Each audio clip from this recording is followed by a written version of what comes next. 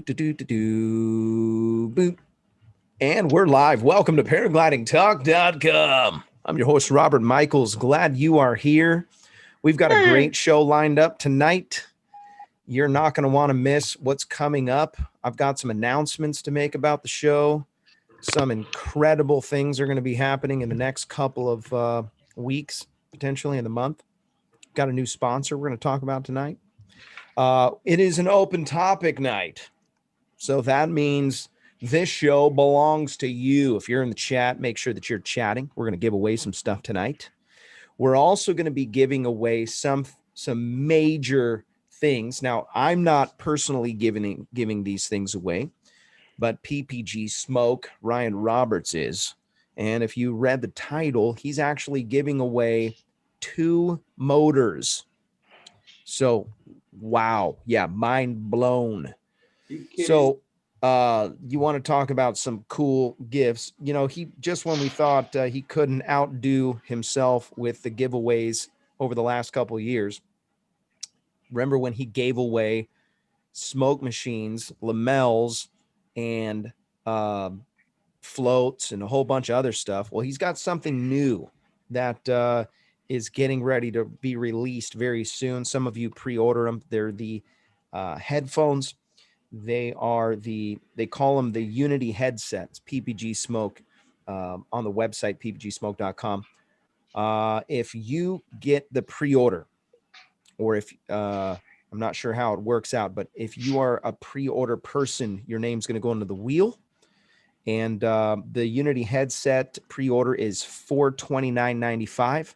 After the pre-order, they're going to go up in price to just under $500, I think. But these headsets are incredible, and he didn't waste any time. He didn't waste any money on engineering and research and development.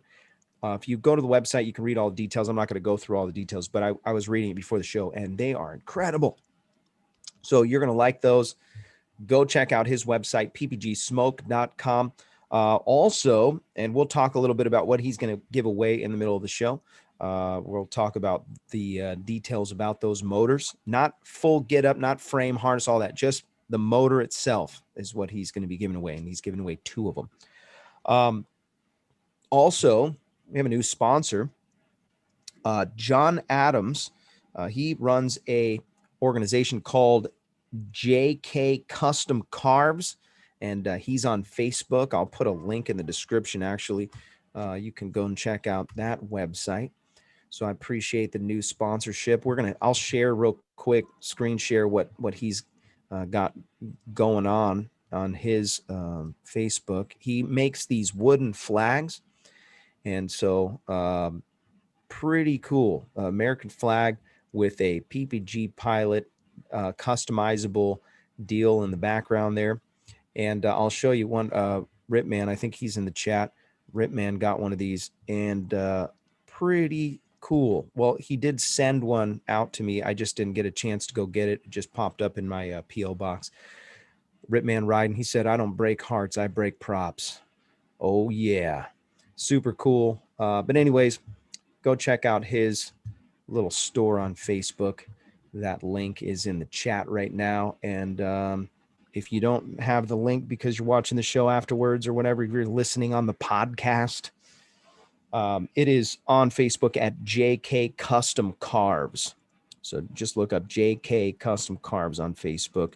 They're $130, shipped straight to your door, framed with custom embroidery. So you're going to love these things. Super cool. Glad that you're logging on. Welcome. All kinds of people logging in. We have a very special show tonight.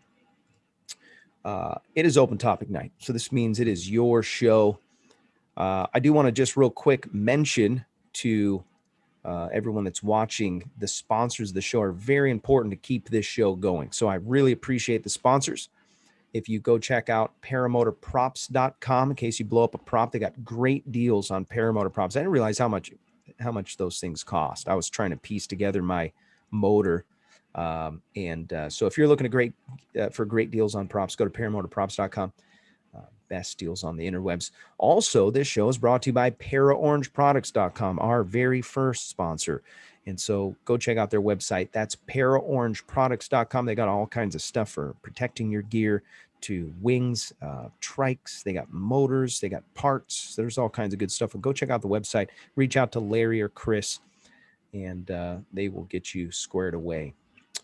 Right about the half-hour mark, we're going to give away they're called Gear Keepers. I don't know if you've seen these before, but they're like a retractable deal. They use them for underwater stuff. So if you're a scuba diver, those things come in handy for you, and super cool.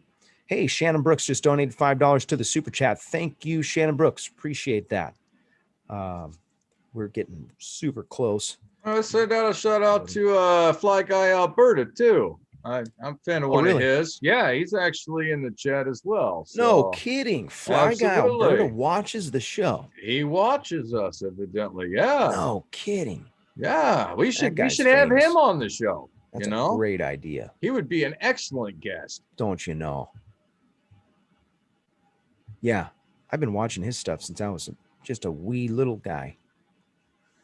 Well, 4 years ago. So glad that you're here. I did want to talk about something that happened to me. If you didn't catch the last video, I made some horrible choices on what I was going to do for flying. And I went to pioneer a new site. So here's how it went down. We went across the street to our local flying site, or we went across the street from our local flying site. And it's at Blossom.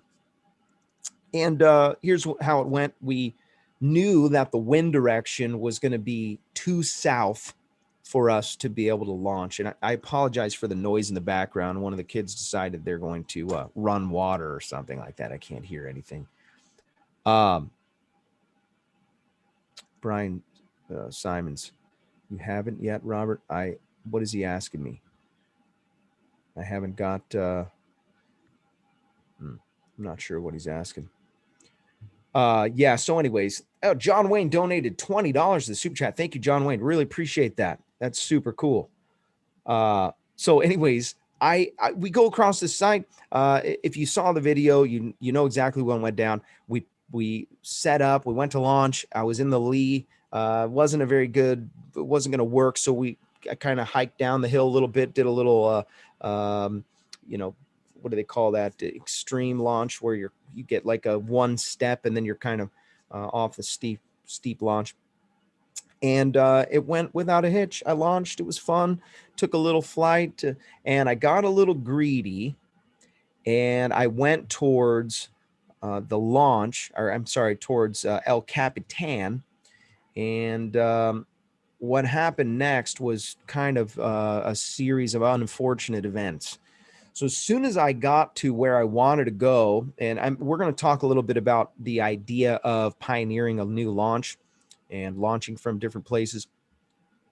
Now, Robert, just to clarify, would you say that this was a comedy of errors?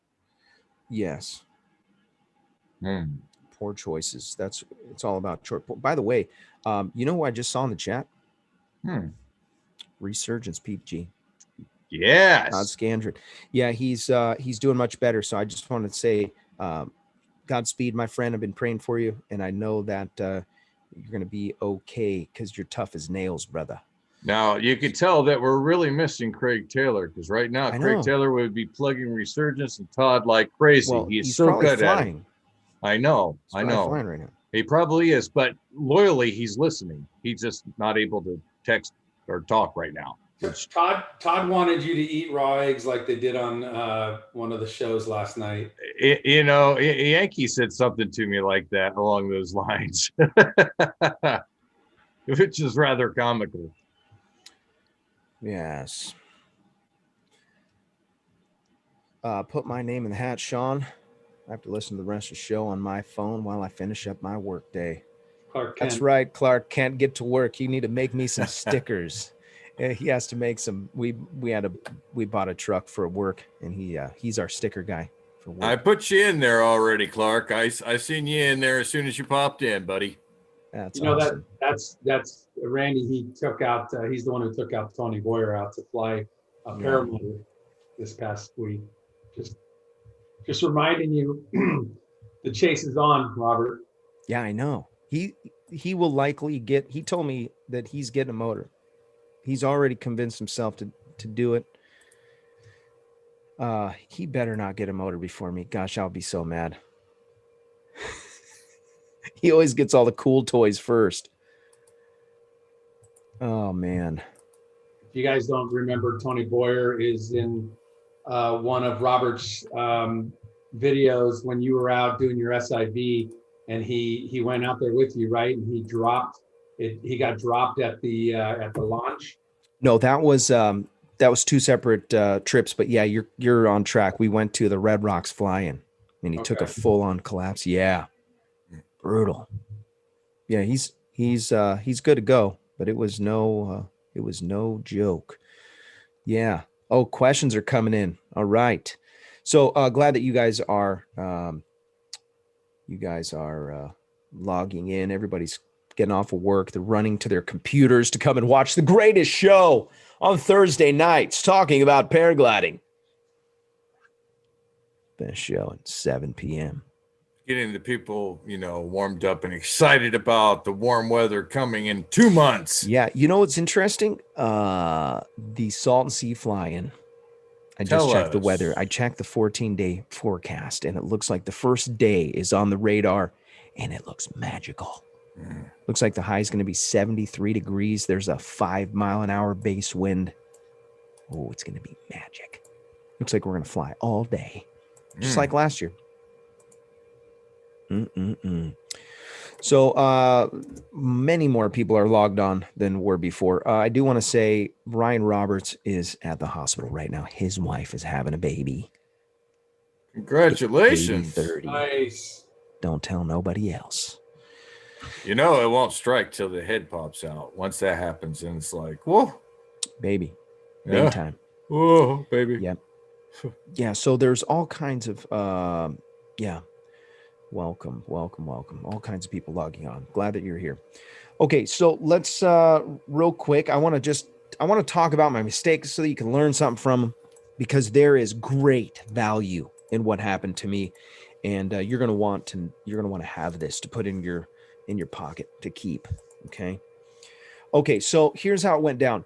Launched, got up. I was only a few hundred feet above the place where we launched, and in my finite resources of mind power, I thought that it was a good idea to cross this gap and go to El Capitan, thinking that it wasn't quite as far as launching from where we normally launch from at Blossom.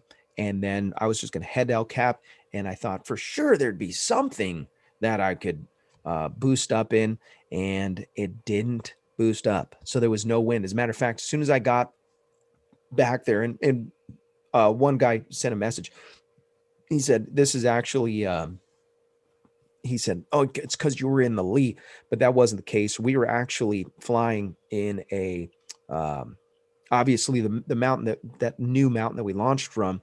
If you just dove right over the back, you'd be in the lee, but the common direction of the wind was actually south. So that whole face, and if you go back and watch the video, you'll see that I was kind of bobbling along. But what happened is just the weather changed, and it was like a convergence right over us. So if I would have got up, I would have been really good.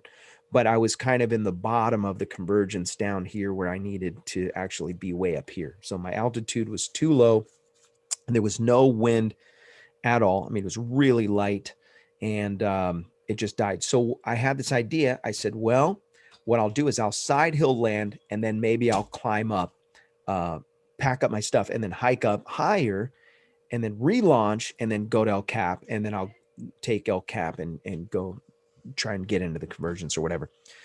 That didn't work out. Did not happen.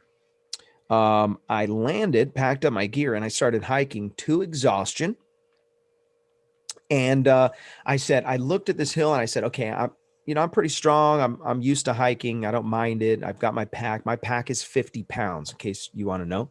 And I'm carrying my 50-pound bag of wing and pride as I'm hiking, I get all the way to the place where I'm just completely wasted. I can't hike anymore. And it was bushwhacking most of the way, not convenient at all. And when I got to the top of where I wanted to launch, I set up my wing and I said, okay, I got to this, there's no question. I have to make this work because there's no way I'm going to hike down. I am completely hammered. Didn't realize how much of a hike that was going to be, and just overdid it. Well, sure enough, the wind completely died. And not only did it completely die, it turned east. So now I'm absolutely in the lee side of El Capitan. And the wind, it died, and I kept feeling these east direction gust hitting me. And then I realized that's it. It's not a good idea. Can't launch. I bring my wing out. In my mind, I'm thinking I have to launch because I can't hike down. And so I set my glider up in a place where you would never in a million years think that it's a good idea to launch from. And I tried to force my wing into the air. And I don't know if you've ever tried to launch when you have no wind and your glider is kind of heavy even on a flat surface, and it just kind of drags along the ground. Well, this was even worse because there's bushes and there's things to kind of grab my lines, and it was an absolute nightmare. Well, I tried the first launch and it botched, and I kind of fumbled, and I'm like, okay, that didn't work. I'm going to reset. I go and I reset. And by the way, that exhausts you even more when you're on the side of a hill, really steep. And this is all, and I apologize if this is kind of redundant and boring, but hopefully you can learn from this. I reset my glider. And this time I'm very meticulous about setting up the glider, and I kind of use the bushes to hold it up in the air. Then if any puff of wind came, it would help it to come up as I turn into a forward. And my hope was that in like 3 steps, I can have that thing up and over my head, and then the rest be history. I can just take off like a madman. And anyways, I went to pull the glider out, took off running, got 2 good steps, felt the glider come up over my head, but it must have grabbed something on the right, and it started to turn me to the right. I was off the ground, fully weight into the glider, but the glider was sideways like this, and the glider just went like that. And then, but I was on a steep ridge, and I went head over heels a couple times down the mountain. Wearing a helmet. I hit my head, and I smacked the side of my leg and my ankle really hard. And I'm very fortunate that it didn't break my femur. My whole leg is a giant bruise right now. It's really brutal. But then I have to pack up and hike down. And by the time I was about halfway down, again, remember bushwhacking, also I had landed about halfway up this mountain. So now not only do I hiked all the way up to the highest point that I could, but now I have to hike all the way down and some to the valley. And right towards the end, I ran out of water. My feet were completely hammered. Just imagine stubbing your toe like 4,000 times. That's what I was doing on the way back down. Pitch dark at the end, using my phone as a flashlight, and completely defeated physically and mentally. And yeah, so if you want to see the video, that was the last video that I dropped. You can learn some stuff from that. I got some people trolling in the chat. Todd Scandra, Fly Guy Alberta and Resurgence PPG. Yeah. Basically, they're saying, you wouldn't have this story had you had a motor. If I had a motor, yep. Good story. And that's the end of my story. I'm just kidding. So I learned, this is what I got. It was brutality on myself. And at the end of the video, I said, poor decisions have been made this day. This is what, and I pointed at the camera and said, this is what poor decisions look like. So anyways, make sure you have enough water, first of all. Second of all, there's no place for pride in free flight paragliding and pioneering new sites. Okay, so let's, I did make it back. I had to call the wife to come and get me in the dark. Now, I do believe that is what they refer to as the walk of shame, correct? Yep, walk of shame. Yes. Call whatever you want. Yeah. Yeah, it was absolutely shameful. Brutal. Mm-hmm. Very hard. Dark. Now, there's a bunch of guys that are going to say, well, that's nothing. One time I landed in Massachusetts, had to walk all the way to Southern California. Well, okay, I get it. There's probably some people that have landed farther out, and sometimes when you have a motor out with your paramotor, you got to carry that stuff out. You're not going to leave it somewhere because someone will steal it. I had an idea. I thought, gosh, if you have a motor out in the middle of nowhere, you better bring yourself like a little a lock and wire or something. Try to lock it to a tree, maybe. I don't know. But anyways, learn some lessons, man. So be careful. Be careful when you're both paramotoring and free flight. Consider bringing some water with you. Consider also your plans. Check your weather. I made a huge mistake by not checking the weather. One of the guys talked to me, Brad, actually. He called me when I was on the side of the hill, and he's like, "Hey, dude, I was watching your tracker." And he goes, "Where'd you land?" And I said, "Oh, I'm right here." And he goes, "Yeah, I can see where you're at." And he goes, "You know, it's going to turn east later on." And I was like, "Oh, yeah, I'm going to try to launch and just take a sledder straight to the bottom where my car's parked." And he's like, "Yeah, well, actually, it's probably going to turn east right now. How high are you?" And I was like, "No, I got time. I'll hike up." And I hiked for like another hour. It was a bad idea.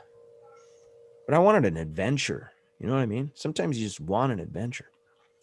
Mike S says, I'd rather walk home than call my wife to pick me up. I know. It was tough, man. It was really tough. I'm telling, because my wife doesn't like driving at night. See, that's why I said walk of shame.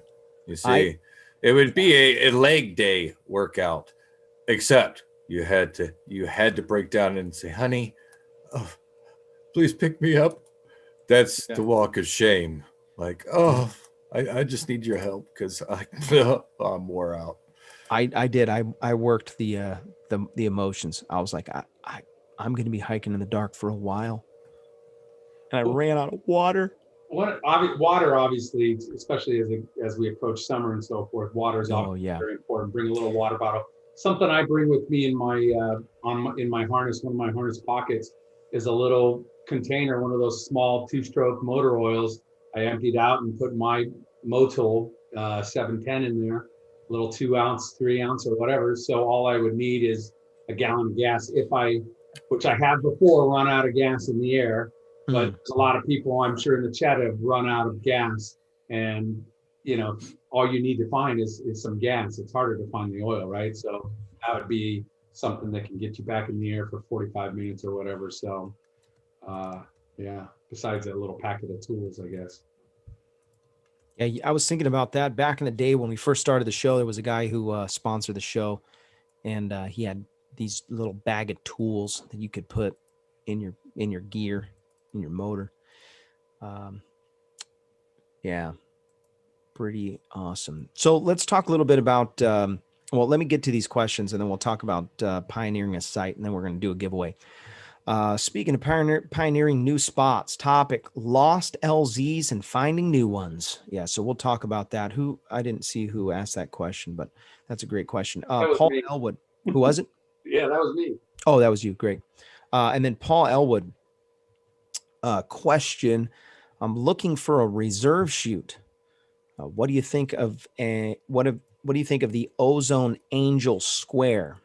Who sells and what price? I have a trike, 330 pounds all up. Okay, great question. I don't know, actually. I'm going to have to save my comments on that because I really can't speak to that. But I can say that it's a good idea to go and check a couple different websites. One, if you reach out to Phil Russman, lighttouchfilms.com, I think is the website. And he can point you in the right direction. I know Paul's a local here. Another good source for information too is your instructor. Contact them up and say, "Hey, I have a question." There's no harm in contacting your instructor just to ask questions about the sport. They understand that there are going to be questions, unless and your that's why they're there. instructor doesn't answer the phone, which is the case with Paul Elwood, I think. Could be. He actually he's a really cool guy, and he's been supporting the show from a while ago. Multiple times has done some great things for the show, so appreciate him. So to answer the first question, and then we'll shift gears to giving away stuff. When you get down to brass tacks, there are some legalities involved. So look at the legalities before you go and set your heart on a site. Here's what I think happens far too many times. Guys driving down the freeway, look at that field. Oh, that field is beautiful. Look at that thing. It's just amazing. And they start looking around and they fall in love with a site. And they don't realize that that site may belong to somebody that has some animals. I don't know if you saw Paramotor Crazy, his video about the Karen who came up talking about how her cows got offended. And, I get it. We had a guy over here. Hey, James Sutherland donated $5 to the super chat. Thank you.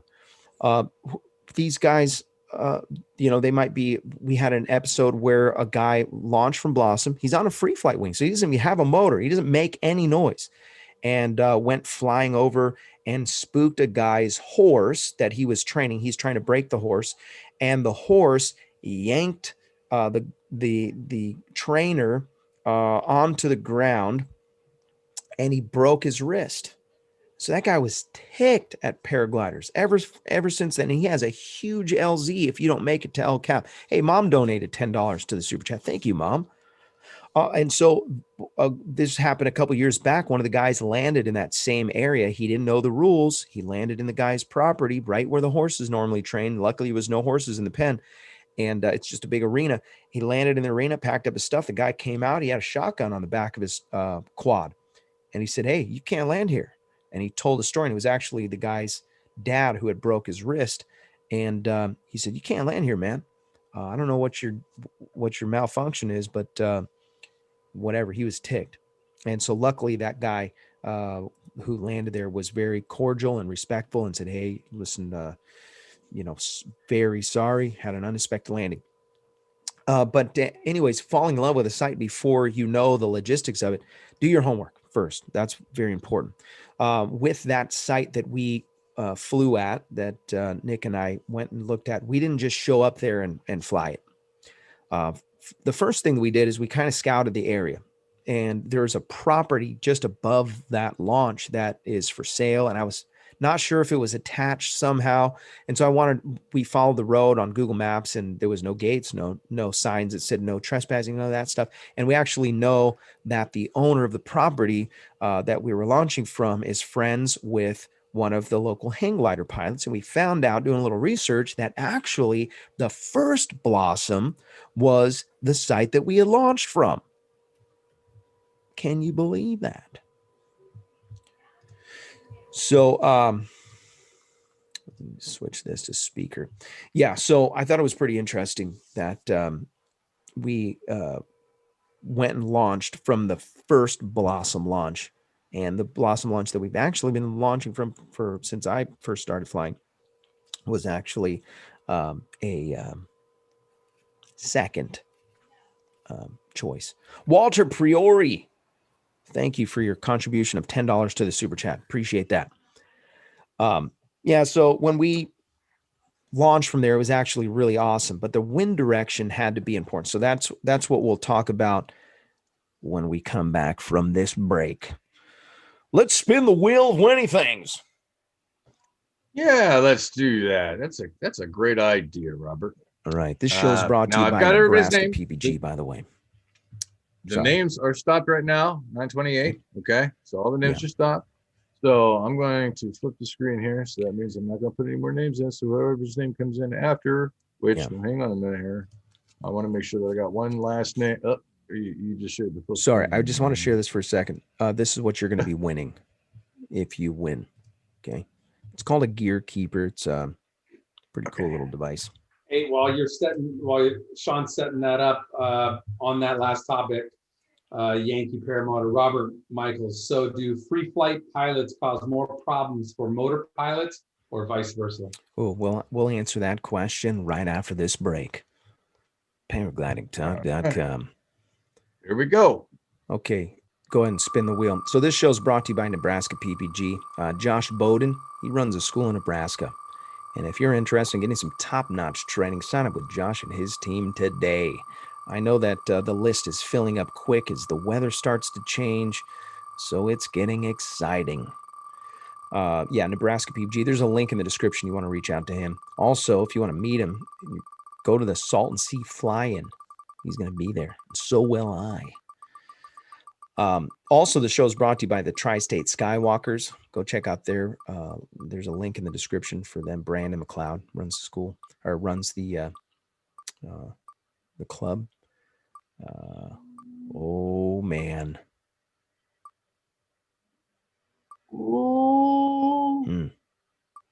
It looks like it might be Robert in California. No.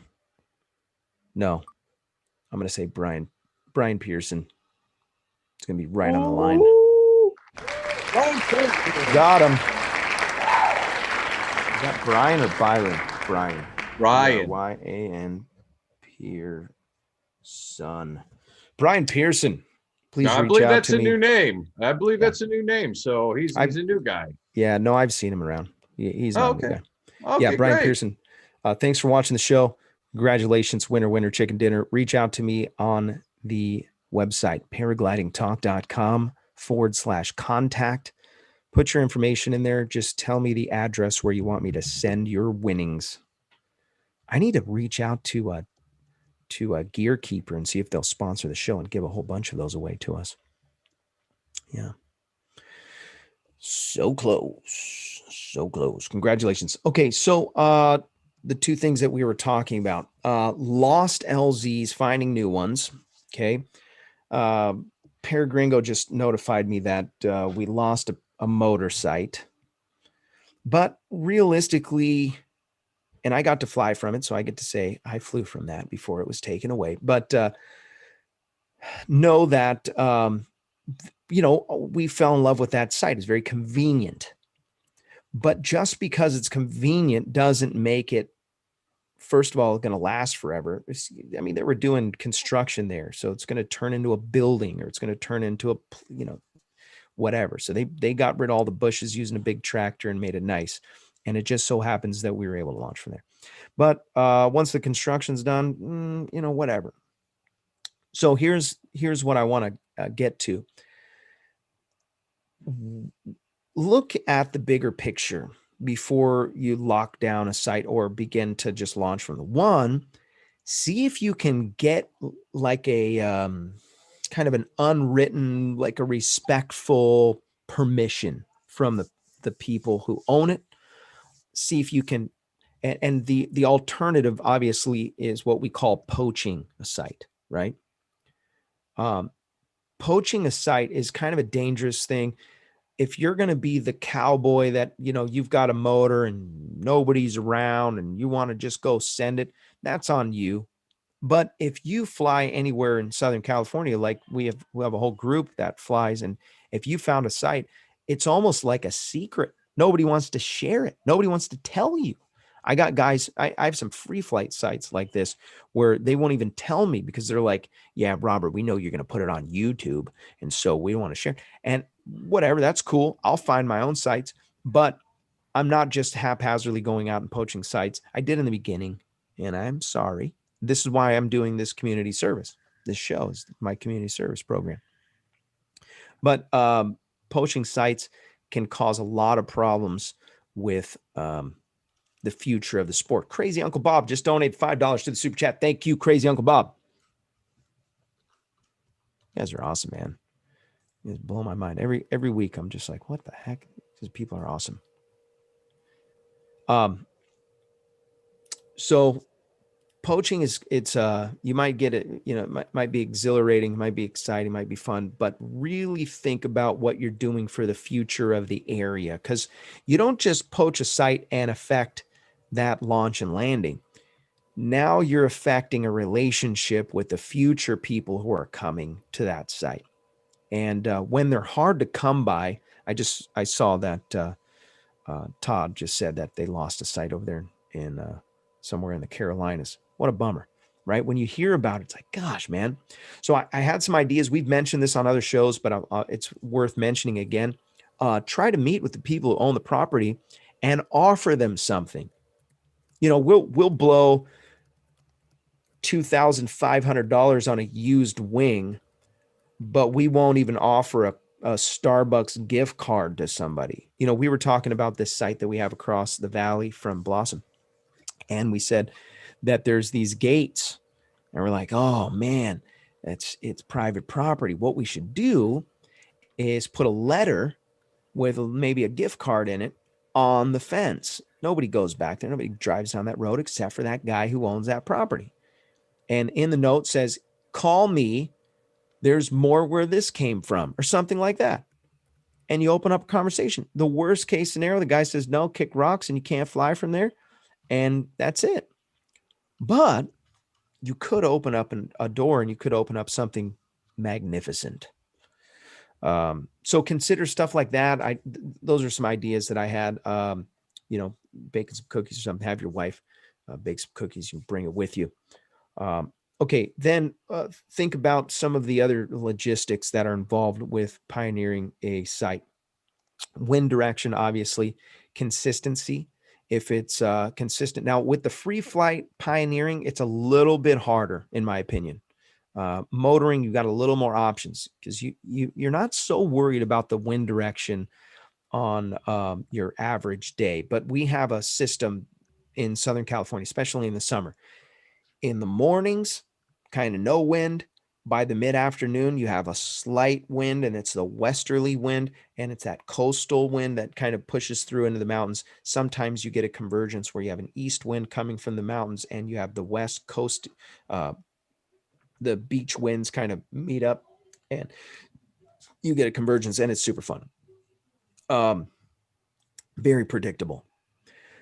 But for this particular site that we launched from, this new site, it needed to be a little southwest for it to work. And you just don't know what the wind's going to do. So you better check your weather, and maybe you find a site that you think you like. Start paying attention to the weather. See what the wind is doing in that area, and start checking all the different hours of the day. You will be shocked at some of the weather models in certain areas that you're like, wait a second, it can be absolutely blowing the complete opposite direction just a few miles away from this weather station to that weather station. And there's reasons for that. And I encourage you, if you're aspiring to get into paragliding and you want to get into, maybe you're a motor guy and you're aspiring to take it to the next level and do some free flight stuff, there is a book called Understanding the Weather by Dennis Pagan. Amazing book. And he breaks down just incredible meteorology stuff. You will love it. And it comes from a background of that's a guy we should have on the show. I wonder if Dennis Pagan would come on the show. Anyways, pretty good book. And I've read it through. So we're getting a list here, Robert. We're getting a list here. We need to write this down. Fly Guy Alberta. Yeah, Fly Guy. Right. Make you a list here. Yeah. Now, so that way we stay on track, because this is good stuff. You know, this is quite frankly why we do open topics. So we come up with ideas and, you know, people to have on and topics to cover, because bingo. Yeah, good stuff. You know who else would be a good guy to have on? Bruce Goldsmith. Yeah.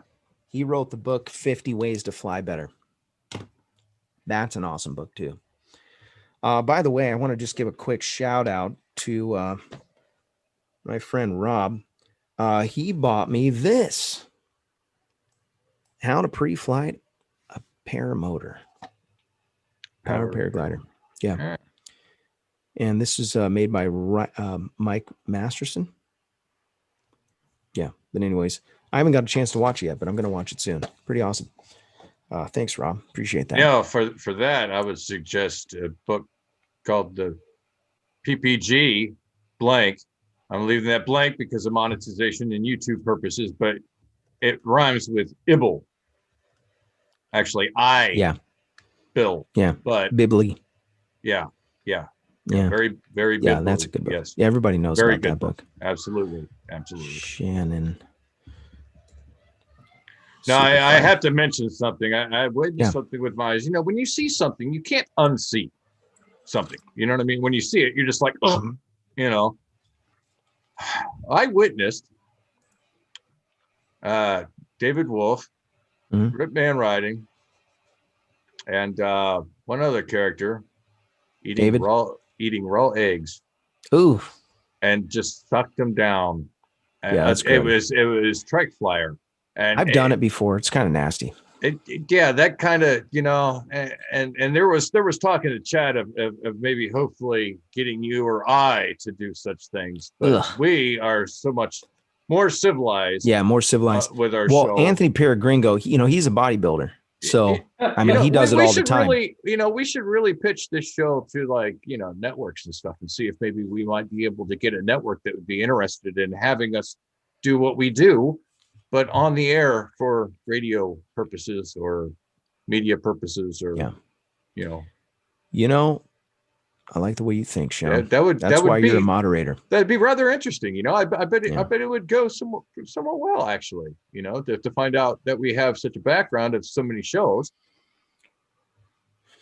Jerry in the chat, he said, you didn't break anything because you were very strong. Then he asked, where was the Hawkman? Hawkman was staying back. He was flying. He was sight flying. And he stayed in the air the whole time I was hiking. That sight was just popping off. There were a couple other questions that came up. Yankee. So Yankee's question is, so do the free flight pilots cause more problems for the motor pilots or vice versa? So that's a area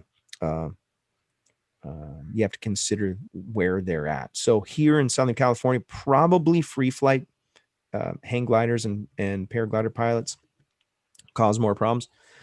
I very rarely do hear, but I will say there was a group of guys that kept launching from a site that is questionable, and there's some Karens that live near that site, and they were calling, and they actually ended up somehow getting a hold of the free flight people who are in charge. I'll just say that, and were complaining to them.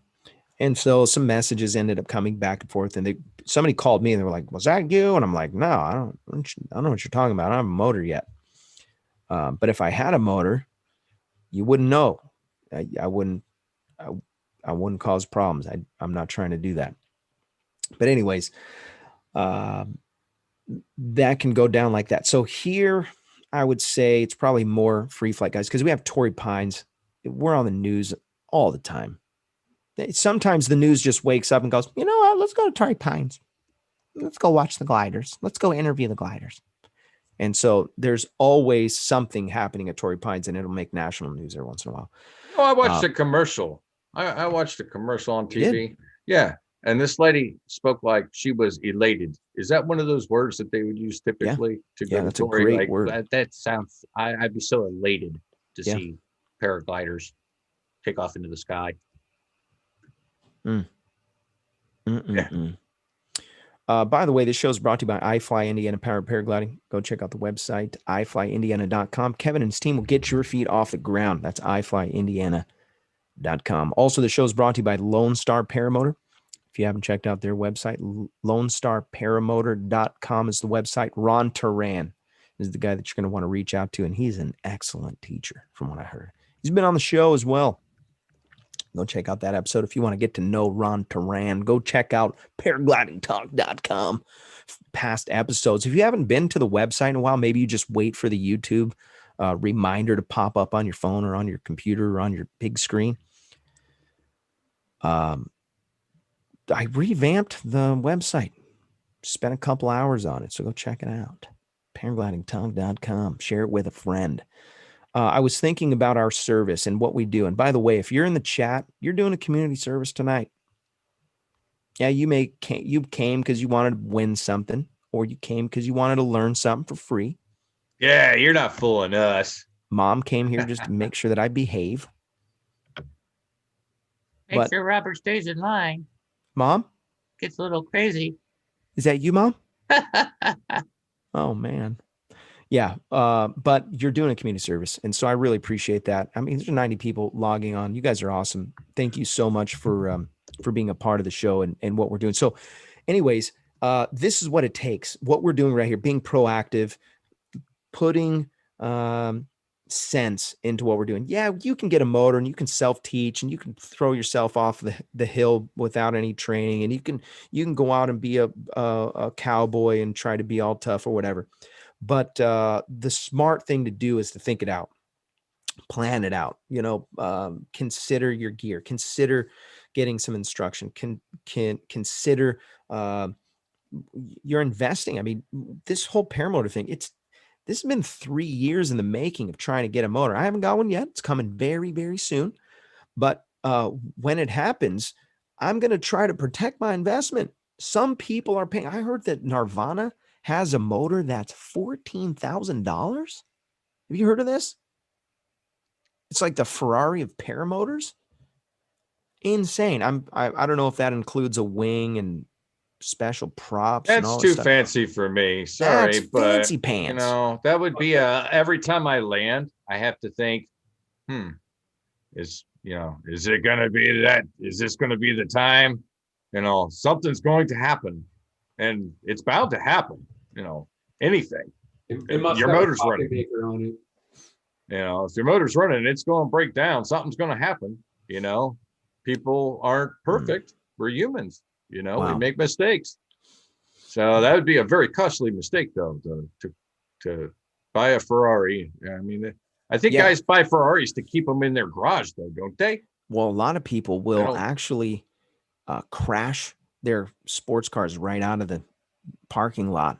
I've seen some videos. Jim Furman just donated $20. He said, "I came to bring the boom." Thank you, Jim Furman. I appreciate your contributions nonstop every show. Oh man, there's a special place. Jim, are you going to the Salton Sea Fly-In by any chance? Love to meet you in person. I know we've talked on FaceTime a bunch of times. So you're going to want to protect your investment, obviously. So site pioneering, when we decide where we're going to go, we're also thinking about LZs, landing options. One of the things that we came across was that the site that we launched from had some, it was divided by power lines. So you had to launch, get up, and then jump across the power lines to get where you wanted to go. You have no idea where they're at. I mean, you fly over them, you can't see them. There's a good chance that especially when you're coming in for a landing, maybe it's a night where you just can't get down. And I'm sure there's people here that are watching that have had those nights where even on a paramotor, you're like, I couldn't get down. I was trying to get down. It was just lift everywhere, and just terrifying when it's like that. There's been situations where guys are in the air and they can't get down, and it's getting dark. It happens at Blossom every once in a while. And I actually love those nights. Oh my gosh, they're so fun. So when we say that you're going to pioneer a new site, don't be the cowboy. Talk to the locals, dig a little bit, do some research, find out who owns the property, find out what the repercussions are. If you launch from a site that is owned by federal government, you can cause all kinds of problems because they're not going to mess around. They're going to go straight to the FAA. They're going to cause all kinds of problems, and we just need to stay off the radar. I like the idea of just keeping it super low key. Oh, I see Jim's not going to make it to this Salton Sea. That's okay. Eventually, we'll fly. So yeah, consider that. Consider your decisions. Your gear choice obviously is going to be very important when you're flying. If you're pioneering a site, you don't want to bring your my wife said I ignored her. I didn't even say, I see it. I see her on there. Yeah, I didn't notice before. Choosing the right gear, and I'll say this, and then we'll get to the next question. Bill H asked a question about how important is it to get a reserve. When you are going to launch from a new site, you're going to want to consider bringing if you're flying a D-wing, maybe bring your C-wing. If your regular wing is a C wing, maybe consider bringing a B wing. And you might be saying, hey, guy, I got one wing, so I don't have a choice. I'm giving some feedback, giving some options, because right now technically I have 2 gliders. Whatever. Okay. One's going to get sold soon so that I can get a paramotor wing. Shh. Yeah. So consider your risk. We have a rule in free flight where we say, if you're going to launch, if you're going to go and fly one day and you have 3 strikes, you're out. I don't know if you guys remember that show. We talked about the 3 strikes. Let's say you forgot a radio. That's a strike. You blew it. You forgot your radio. It's on the charger at the house. It's not on launch. You forgot it. Or you botch a couple launches, fumble the launches. That might be a strike. Maybe you're just not feeling it. You're not all there. You're, arguing with the wife before you could go, or whatever. You got things on your mind. Things are stealing your affection, attentions, whatever. Maybe you forgot to clip your helmet strap or something. Those little seemingly insignificant mishaps are the kind of mishaps that you're like, well, the dude died because he didn't do this, and this, and then that happened. And it's usually these pretty simple things that we're missing when we go out. And so we have the 3 strike rule. If you have brand new gear that you're flying, that's automatically a strike. If you forgot to charge your instruments, that's a strike. If you forgot to hook in and you pulled your glider out and you forgot to strap yourself, those are strikes. And if a guy fumbles 3 times before he launches, then that's a time to really reflect and maybe consider just sitting there for a while before you fly, or not fly at all that day. So, let's talk about the importance of a reserve. Okay, so Bill H., I'm assuming you're coming from the perspective of flying paramotor. I am in this debate zone myself because I don't have a reserve for a motor, and I'm probably going to be flying a little bit without one in the beginning, unless I can come up with something before the solid sea flying. I do have an extra reserve that I can put in something, but I don't have a case yet. I probably need to consider that. I am going to be flying with a reserve parachute when I fly a motor. There's pros and cons. Pros of having a reserve: you might need it. There's a good chance that it's going to make you feel a little more confident in your flying. So there's going to be that little boost of enjoyment factor. And by the way, everything that we do is leisure. This is for fun, right? We're doing this so that we can enjoy. There's also the fact that I like to look at it as being it's a good example thing. So it's virtue signaling. I care about my safety. It's kind of a crappy one, but so let's talk about the cons. You got this extra weight on you. Now you have something else that could possibly get tangled up. You could accidentally pull the reserve when you were trying to take your phone out to take a selfie. If it's on your lap, maybe it's underneath your seat. Whatever, extra weight, extra bulk. Remember that story with Max Martini? And he talked about swooping the dogs, and the dog jumped up and pulled the reserve. Oh man. Yeah, that was a funny episode. That was episode 1. It's like a 2-hour video though. This show is now only 1 hour long, but that was a pretty funny episode. It's something that can go wrong. It's something else that can go wrong, right? By the way, the show's brought to you by Torrey Pines Glider Port. If you want to learn how to fly right here in sunny Southern California, reach out to the guys there at Torrey Pines. The website is flytorrey.com. Tell Max Marion that I sent you, and you'll not be disappointed. Beautiful place to launch. Oh my gosh! By the way, Ripman Riding got his P3. Congrats, Ripman Riding. Yeah. Rip got his P3. He's going to be flying at Torrey Pines in no time.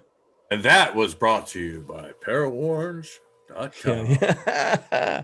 Parawarnsproducts.com. Resurgence PPG. We have to mention them, by the way. If you're interested in supporting our men and women of uniform, you can make a tax-deductible donation to resurgencepppg.com. And by donating, you're sponsoring those who put their lives on the line for your freedom. You can reach out to Todd Scandrett for your donations if you have questions about that. Resurgencepppg.com. They sponsored a bunch of guys in the last couple of years, and it's super cool to see what he's doing and the lives changed that in with his organization. So go check out his website. That's resurgencepppg.com. Yeah, pretty awesome. Ripman said he'll lend me a reserve. Thanks, Rip. Are you coming to the Salton Sea Fly-In by any chance? So let's talk about, in the last couple of minutes, what you want to talk about. Any other questions or things that you wanted to bring up? So I hope that I can answer your question about the reserve. It's up to you.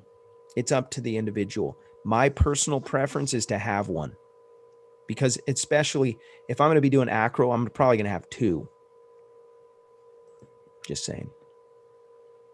I can't wait to do shows talking about flying, paramotors and throwing down acro. And I always feel like I'm just a little bit slow in the game to add, because I feel like there's more things I can learn. And speaking of questions, it's been asked of me several times of fly-ins and such. What do I do with my hair to keep it from getting sucked into the prop? Oh yeah, please tell. I use one of these things. Okay. Basically it's got grommets on it. It's got an adjustment here, an adjuster, and these are button snaps. Okay. Now, so what Sean won't tell you is that he made that. Well, yes, I did make that. He's a leather craftsman. You can get them online as well. What do you call them, Sean? I'm sorry. I call it a hair condom.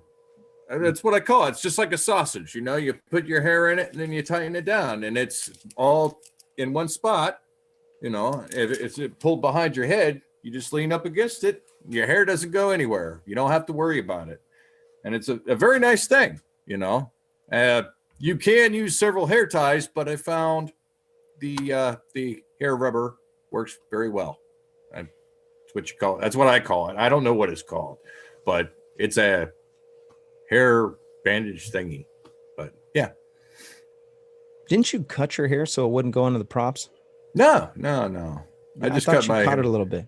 No, I cut it a little bit because it was all uneven. Like some dreads were longer than others. I mean, I had dreads all the way down to my waist and some up to my shoulder. So I was like, okay, let's kind of level it out. But now I'm like, you almost got a job right after that. No. You're like, oh, I cut it. Nope. No.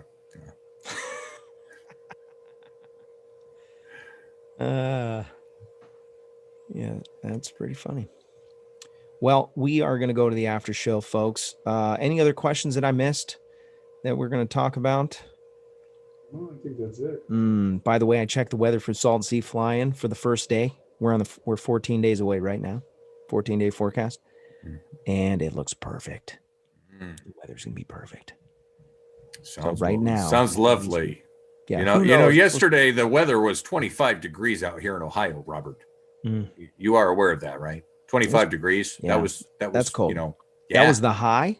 Well, that wasn't the high. The high was like 40, but it was like 25 at night. Yeah. Paul asked me, what am I missing to get in the air? So I won a prop off of Paramotor Nation. And that's on its way. Ryan Roberts got me a power seat, and I paid him for it, but he got one. He sent me a throttle, but it was actually no good. He's got something else coming. That's coming soon. Josh Bowden got a frame. I need to get a gas tank. And he's supposed to order the motor 185. So I'm getting a motor. That hasn't happened yet, but I assume that's going to happen soon. And it's going to be the Frankenstein of paramotors. It's going to be a Frankenstein motor. Yes. It's going to get you in the air, man. Yeah. Who cares? right? Do they come with a pull start? The I motor wonder. usually will. It will. Okay, good. I don't have to get that. Yeah. Oh, David Wolf bought the fuel cap. That's right. I forgot about that. Yeah. So I'm getting there. We're getting close. I feel like I'm forgetting something. Probably reserve. I need to get a reserve pouch or something. What do you guys like? Front mounted? Yeah, No it's reserve? interesting because there's been a lot of chat in here about reserve and obviously from Leah and everybody says yes, don't fly one, don't fly without one.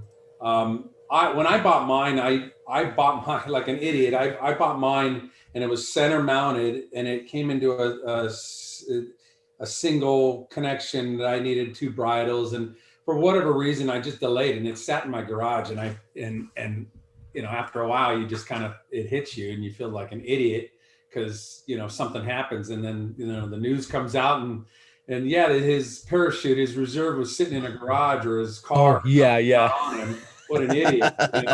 So Yeah. honestly, and plus it was a little heavy and I needed to shed as much weight as I could on the motor as well as myself. But I ended up buying another one when Gravity had that sale on it. I got a little bit bigger one and it was side mounted. Immediately I had Chris Dewey, Max and Para helped me out and we installed it. So I've been feeling you feel a lot more confident, you feel comfortable. I practice with it as much as I can without obviously pulling it, but I reach down in my flight. Every time I fly, I reach down to know where it's at. But I'm curious as to hear from the chat, what are their reasons why they don't have one? Is it cost? Is it laziness? Is it just they don't think it's that important? Really, I'm sure there's some interesting, perspectives. I would say that a lot of it depends on the harness that you're using. Now, Josh had mentioned that the power seat has a side container. Okay, that makes a huge difference on availability on where you can put, or what harness you have. Like, for example, some harnesses are made for, the left-hand side and the right-hand side. Some are made, to where you can just mount in the center. Most of them, you can mount them on the center regardless. Just depending on the bag that you get, if you get a bag with the reserve, or if, as far as that goes, I don't really know because I have a front mounted reserve. I don't fly with it. I don't do any acro. I don't really hot dog anything. I don't go out in bad conditions. I don't push myself when I'm not feeling easy. I come in and land, but I should. I do need to get it inspected. I just haven't. So TikTok goes the clock, but till then I'm going to enjoy flying. And the Winnemucca paraglider donated $50 to the super chat. Thank awesome. You are awesome, man. Thank you so much. Really appreciate that. That is amazing. Out of control, actually.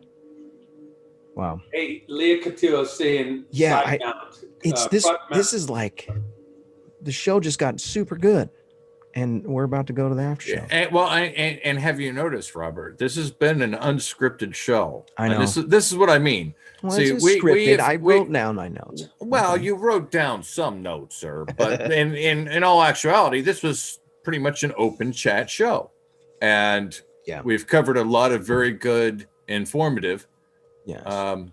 Things. We've offered a service. We have. Yes, sir. I just want to finish Leah's comment because this is important. Yeah, sorry. Yeah. You're recommending side mount because front mount deploys a little weird. If possible, connect at the shoulder, not your beaners.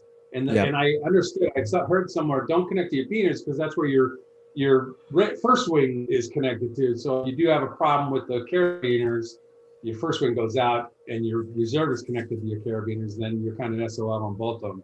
I suppose that's probably one of the reasons. If possible, connect to your shoulders. Front mounted is definitely for non-permanent mounting.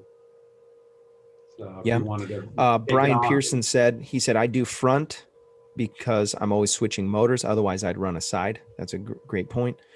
And then, whoa, where did that go? your side mount Andrew Finnegan. He said, here's a question. How much time do you have between repacks? I know you want to repack it periodically. Leah Kachula probably knows. And yeah, you should. We have our public service announcement comes in March, and we call it March Madness, and it's time to repack your reserve. So that will remind you in March. Now, there was a question that was mentioned by Jamie McEwen.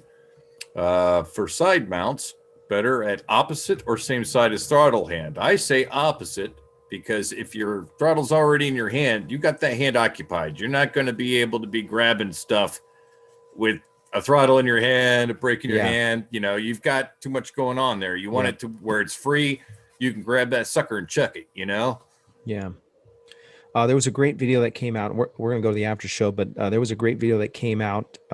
Andre Bandera, he did a great research project on paramotor or paragliding reserve toss. Anyways, it's worth taking a look. And yeah, just look up Andre Bandera. Yeah. Research, as PPG said, repack it annually with your wing inspection. We're going to go to the after show. Thank you so much. You guys are awesome. The super chats. Thank you. All the people that support the show on Patreon and PayPal. Thank you for your investment into the sport and into the community. You guys are radical. And we're going to be doing some other really big giveaway stuff soon. Stay tuned. PPG Smoke is going to be giving away 2 motors. If you didn't hear, or if you're reading the title only and you're not sure what is going on with that, yes, Ryan Roberts is giving away 2 motors. The way that you get your name in the list is you pre-order the PPG Unity headset. It's $429.95. That price is going to go up after they're done. They're just trying to get the rest of the order in so he can order the batch and not lose a bunch of money. They've already put in over $100,000 in research and development on this project, and these things are going to be amazing. You're going to love them. They connect Cena. They connect to what is it, 3.5 millimeter jack. You can listen to music on your phone. It's Bluetooth compatible. You can also connect airband. You can connect to regular ham radio, and everything is noise canceling. Really nice headphones. They're actually, I think I'm going to demo a pair possibly. And so I'll give you some more feedback once those come in. That's going to be awesome. So if you want to get your name in the list, you pre-order the headset, and then the rest is history. Your name will go into the spinny wheel of Winnie things, and then we're going to give away 2 motors. And I told you I was going to give you the details. The motors, they are Simonini 140 and a Simonini 250, and they're beautiful motors, beautiful. And we'll likely do a show, and we're going to talk about those 2 motors and do some promo stuff for that. So I'm pretty excited about that. I know Sean's excited about spinning that wheel. Ooh, yeah, that's gonna be a fun one. That's a fun one. All right, we knew it was going to happen, guys, and look, the show is finally getting to the place where they're giving away motors. Woo! Let's go to the after show. So thanks for watching. If you want to be a part of the after show, put your email in the description. We'll hang out. And thanks for watching. If I don't see you on the air, I'll see you in the air.